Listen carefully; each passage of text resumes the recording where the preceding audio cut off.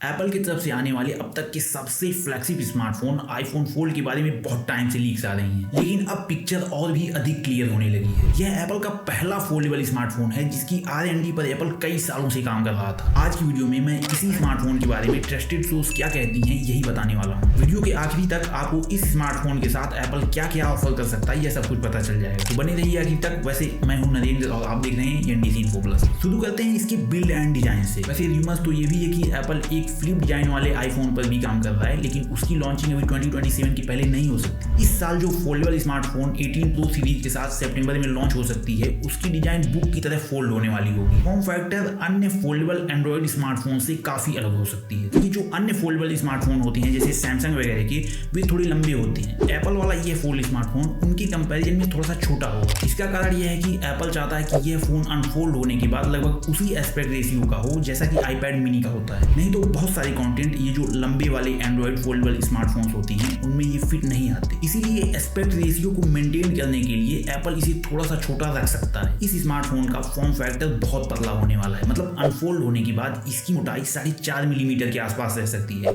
और फोल्ड होने के बाद इसकी मोटाई 9 से 9.5 मिलीमीटर के आसपास। इतनी स्लिम होने के कारण एप्पल इसकी बिल्ड में एल्युमिनियम और टाइटेनियम दोनों का इस्तेमाल कर सकता है। एल्युमिनियम हीट को संभालेगा और टाइटेनियम स्ट्रेंथ को। किसी भी फोल्डेबल स्मार्टफोन के लिए उसकी हिंज और डिस्प्ले सबसे इंपॉर्टेंट पार्ट होते हैं और इनको बेहतर करने के लिए कंपनी सबसे ज्यादा एफर्ट डालती है। हिंज की इंजीनियरिंग में भी नेक्स्ट लेवल के एडवांसमेंट हो सकते हैं। इसमें एप्पल स्टेनलेस स्टील और टाइटेनियम एलॉय के साथ लिक्विड मेटल टेक्नोलॉजी का इस्तेमाल कर सकता है, क्योंकि हजारों बार हिंज को फोल्ड और अनफोल्ड होने में इसमें जो कॉम्प्लेक्स मूविंग मैकेनिज्म लगे होते हैं उनको स्मूथ करने के लिए या फिर एक्स्ट्रा स्ट्रेन देने के लिए, क्योंकि इसकी स्ट्रेन टू वेट रेशियो ज्यादा सुपीरियर होती है, इसीलिए एप्पल इस लिक्विड मेटल टेक्नोलॉजी का इस्तेमाल कर सकता है। इसके साथ आईफोन फोल्ड के डिस्प्ले के बारे में भी काफी बड़े क्लेम किए जा रहे हैं, क्योंकि सोर्सेज का कहना है कि फोल्डेबल स्मार्टफोन्स के बीच जो क्रीज लाइन होती है उसमें भी भयंकर कमी देखने को मिल सकती है। इनके अनुसार एप्पल ऐसा 2 तरीकों से कर सकता है। सबसे पहले तो chemically treated thicker front glass का इस्तेमाल करके यह क्रीज लाइन को पूरी तरह से रिमूव कर सकता है, लेकिन ऐसा करना बहुत मुश्किल है और अभी की करंट टेक्नोलॉजी को देखते हुए मुझे नहीं लगता कि क्रीज लाइन पूरी तरह से रिमूव हो पाएगी। दूसरे तरीके के अनुसार आईफोन फोल्ड की जो डिस्प्ले होगी वो लिक्विड मेटल हिंज या फिर मेटल प्लेट्स के साथ लेजर ड्रिलिंग प्रोसेस से कुछ इस तरह से इंजीनियर्ड हो सकती है कि क्रीज लाइन तो होंगे पर वे इतने विजिबल नहीं रहेंगे कि इरिटेट कर सकें, और ऐसा होने के चांसेस थोड़ी ज्यादा हैं। बाकी आउटर स्क्रीन 5.5 सेंटीमीटर की होगी और यह नॉर्मल स्मार्टफोन की तुलना में लंबाई को देखते हुए थोड़ी सी वाइडर होगी। इनर स्क्रीन 7.8 सेंटीमीटर की रहेगी और इसकी एस्पेक्ट रेशियो 4:3 की होगी, मतलब कि विजुअल एक्सपीरियंस आईपैड मिनी के जैसे रखने की कोशिश है। डिस्प्ले की टेक्नोलॉजी ओलेड और सप्लायर सैमसंग हो सकता है। इस तरह के स्मार्टफोन के डिस्प्ले के लिए प्रोटेक्शन एक बड़ी प्रॉब्लम रही है और इसके लिए एप्पल क्या करेगा ये कहना अभी मुश्किल है, लेकिन अभी की लेटेस्ट लीक्स के अनुसार एप्पल 2 प्रोटेक्टिव फिल्म्स पर कुछ एक्सपेरिमेंट कर रहा है जो करंट फोल्डेबल की तुलना में स्क्रैच रेजिस्टेंट को और बेहतर कर सकता है।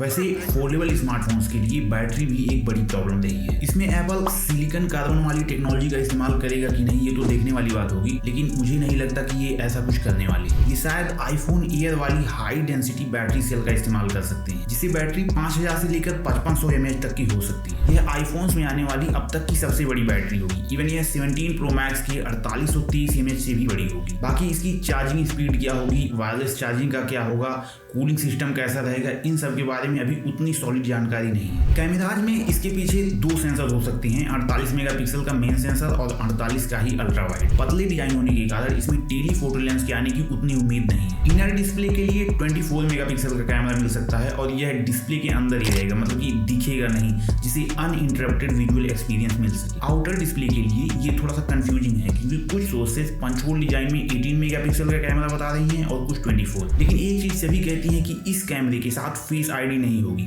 बल्कि इसके जगह पर एप्पल साइड बटन पर अपनी पुरानी टेक्नोलॉजी टच आईडी पर वापस लौट सकता है। बाकी जो कैमराज की क्वालिटी है वो टॉप नॉच की मिलनी चाहिए, क्योंकि सबको पता है कि एप्पल का असली सीक्रेट उसकी प्रोसेसिंग है। इस स्मार्टफोन की परफॉर्मेंस के लिए TSMC द्वारा निर्मित 2 नैनोमीटर की टेक्नोलॉजी पर बना लेटेस्ट A20 Pro प्रोसेसर इस्तेमाल किया जाएगा। सेम यही प्रोसेसर इस साल के सभी प्रो लाइनअप में भी देखने को मिलेगा। इसके साथ आईफोन फोल्ड में फास्टेस्ट 12 GB की रैम और अपना खुद का C2 5G मॉडेम भी होगा। इसके पहले एप्पल अपने आईफोन 16e और एयर को छोड़कर अन्य सभी आईफोन्स में क्वालकॉम की मॉडेम इस्तेमाल किया करता था। रैम की साइज को बढ़ाकर एप्पल इन स्मार्टफोन्स को फ्यूचर में आने वाली AI फीचर्स के लिए रेडी रखना चाहता होगा, और सॉफ्टवेयर को भी एप्पल इस वाले स्मार्टफोन के लिए इसकी स्क्रीन को देखते हुए विशेष रूप से ऑप्टिमाइज कर सकता है, खास करके एप्लीकेशंस के इनर और आउटर स्क्रीन के बीच स्मूथली स्विचिंग को और iPad OS के मल्टीटास्किंग के फीचर्स को ऐड करके। अगर इस स्मार्टफोन की प्राइसिंग की बात करें तो यह एप्पल की तरफ से आने वाला अब तक का सबसे महंगा आईफोन हो सकता है।